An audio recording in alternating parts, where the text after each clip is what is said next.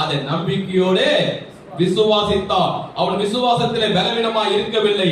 அவன் ஏறக்குறைய கவுனிங்க 100 வயது உள்ளவனாய் இருக்கும் போது, பார்த்தீங்களா நான் சொன்ன பாருங்க, எத்தனை வயசு?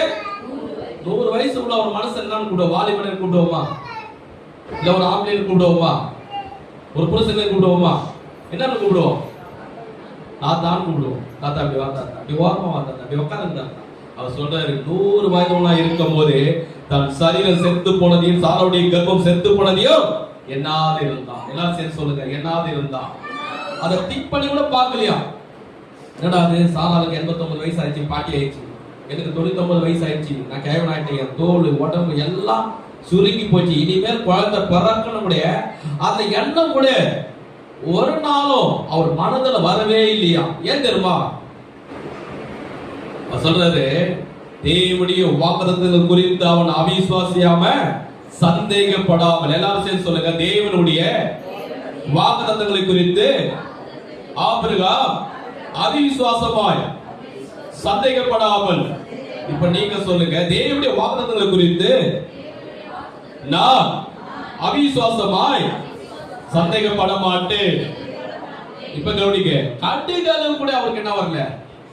சந்தேகம் வரல. இது எனக்கு 99 வயசாகி இனிமேல் குழந்தை பிறக்குமா? டாக்டர் சொன்னாங்க, எல்லாரும் சொன்னாங்க. யாருக்குன்னா போய் அவர் சொல்லியிருந்தா கூட எனக்கு இன்னும் இந்த வயசுல குழந்தை பிறக்குன்னு சொன்னா கூட நான் போடுவாங்க. அப்படியே சிரிப்பாங்க விழுந்து. இந்த கழ வயசுல மனசுல துள்ளி குடிக்கிற நினைப்பு வந்துச்சா அப்படி என்ன பண்ணுவாங்க? சிரிப்பாங்க. ஆனா அவர் கட்டுகளை கூட சந்தேகப்படல, கடுகளை கூட அவிசுவாசப்படல, கடுகளை கூட தேவனை தூசிக்கல, கடுகளை கூட ஆண்டவரை முறுமுறுக்கல. அவர் விசுவாசத்தில் எப்படி இருந்தாரா?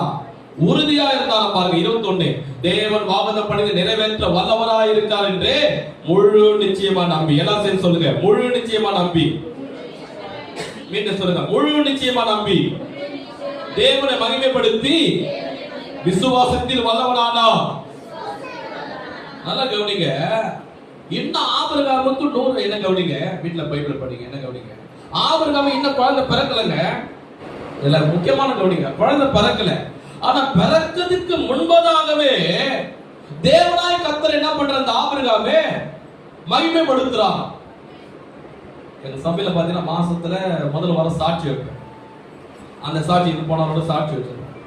அதுக்கு அந்த சாட்சி வைக்கும் போது என்ன பண்ணுவாங்க? எல்லாரும் சொல்லுவாங்க, போன மாதத்துல கர்த்தர் டிசம்பர் மாதம் எப்படி நடத்தி வந்தா, அந்த பாதைகளுக்காக செய்த நன்மைகளுக்காக எல்லாரும் சொல்லுங்க போது ஒருத்தரா சொல்ல ஆரம்பிப்பாங்க. ஒரு அம்மா சொன்னாங்க, ரொம்ப அழுது துக்கப்பட்டு புலம்பி, அவங்க பேரு